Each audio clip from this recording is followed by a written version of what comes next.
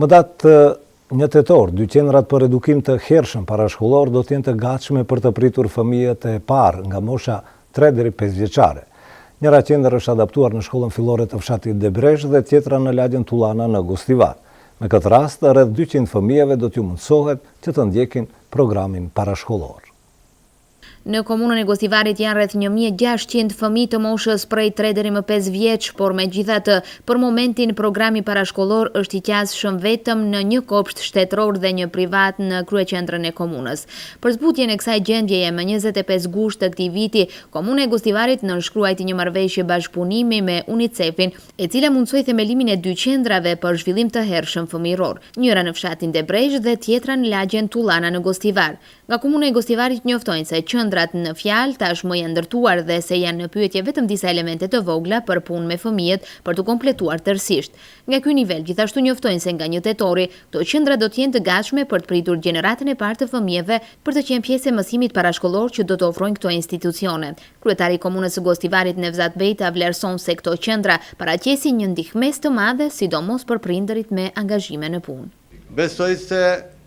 do të zgjedhim problemin me të cilën ballafaqohen prindët e ri në qytetin e Gostivarit, për shkak se ata janë të angazhuar edhe me aktivitetet në për vendet e punës ku e kryejnë punën e tyre profesionale, edhe angazhime tjera që të kenë mundësi ku t'i lejnë fëmijët në moshën prej moshës 3 vjeçare deri në moshën 6 vjeçare, edhe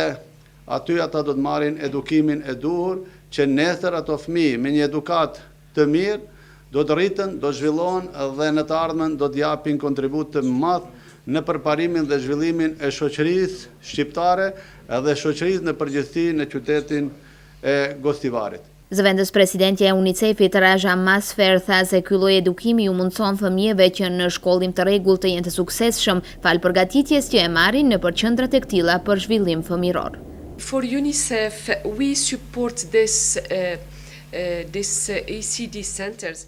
Ne si UNICEF në bazë të vlerësimeve tona kemi konstatuar se këtu në Gostivar, por edhe në mbar botën, fëmijët që ndjekin edukim parashkollor kanë mundësi shumë më të mira për t'u treguar në shkollimin e rregullt. Deri pak kohë më parë, hapja e institucioneve të këtilla ka qenë e limituar, por ligji i ri për mbrojtjen e fëmijëve që u soll gjatë vitit të kaluar mundson që të hapen qendra të këtilla në gjithë territorin e shtetit. Unë falenderoj kryetarin për përkrahjen e këtyre iniciativave me anë të cilave bëjmë edukimin e të rinjve në institucione parashkollore si një mundësi kruciale për zhvillimin e fëmijëve, thot përfaqësuesja e UNICEF-it.